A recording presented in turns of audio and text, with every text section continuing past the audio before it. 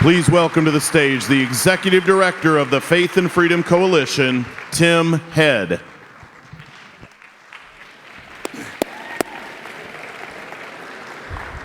Y'all need a breather? Thank you so much, Madison, for not only being with us today and for those encouraging words, but even more so, thank you for just being in the fight, right? So listen, my name is Tim Head. I'm the Executive Director for our national organization. It's always a blessing for me to be able to be in the different states as we see momentum continue to build.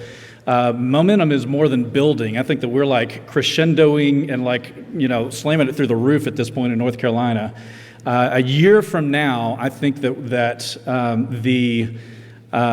this momentum is going to continue to build and crest to the point that we're going to be able to send a national message. One of the encouraging things to me, how many folks here from Virginia here today?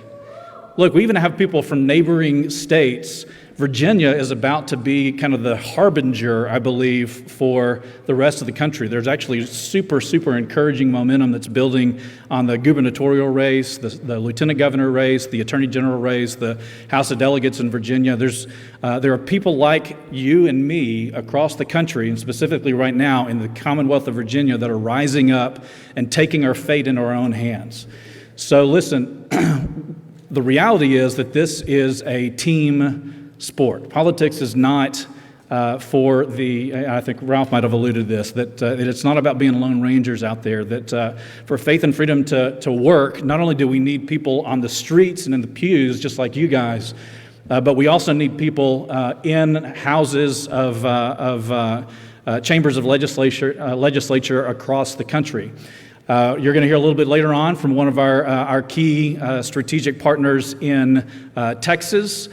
We have key strategic partners in Georgia and in Florida and in Iowa, just that we visited with last week, that in order for our values to matriculate in the form of actual policy, it takes actual elected officials delivering on this.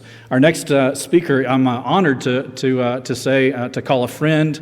I got to know him well about 2.5 years ago. We were just talking a little bit earlier this afternoon about some vivid memories that we had in the Dead Sea in Israel.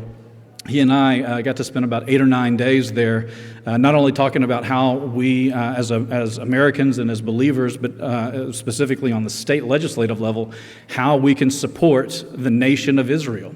In the Dead Sea, and also like in the Knesset, the legislative body there, we met with legislators in Israel on ways that we can support life, ways that we can protect and defend religious liberty, the ways that we can partner together on the federal, the national levels, and also on state levels. And Speaker Tim Moore has truly delivered. In the last 2 years, he has been one of the strategic architects, I would say, of so many of the policy wins and also the budding political wins that we're seeing here in the great state of North Carolina. So would you please help me in welcoming our platinum sponsor for this weekend, North Carolina Speaker of the House, Tim Moore.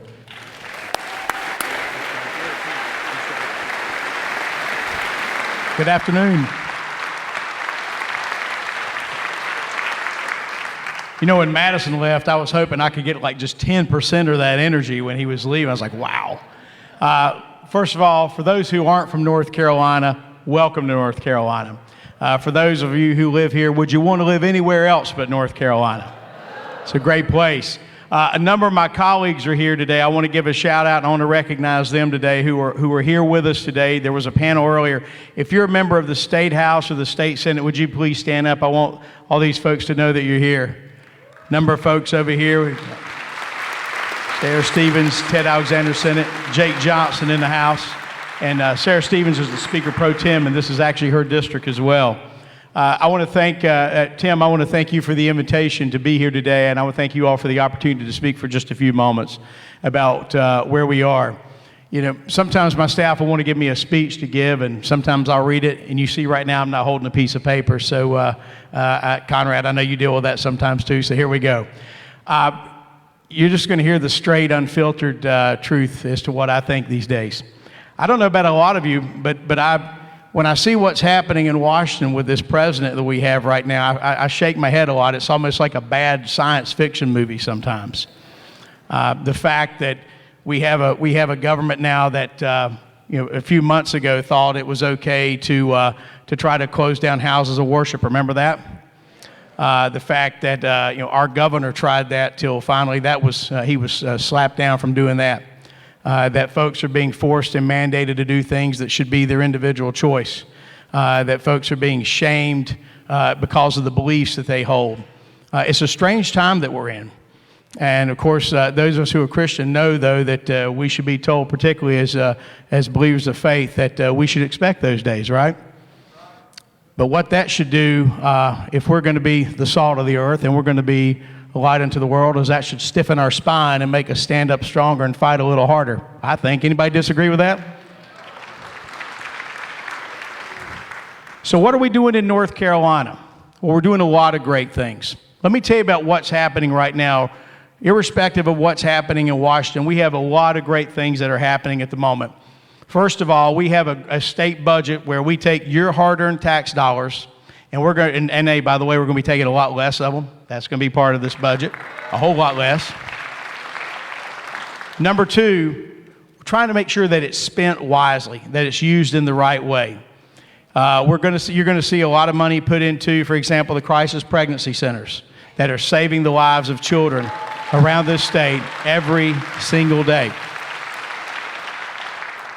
You're going to see us invested in opportunities, in education, but also to give parents the opportunity, if they don't like the schools that they happen to be assigned to their zip code, to allow their children to go to a religious school or a private school or a home school, and to not be penalized for that.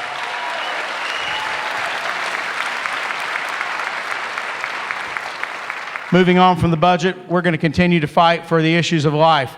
I do want to thank the senator who you're going to hear from in a little bit from Texas for the great bill they've done. We've actually passed 2 bills this year that would save lives. One's called the Born Alive bill.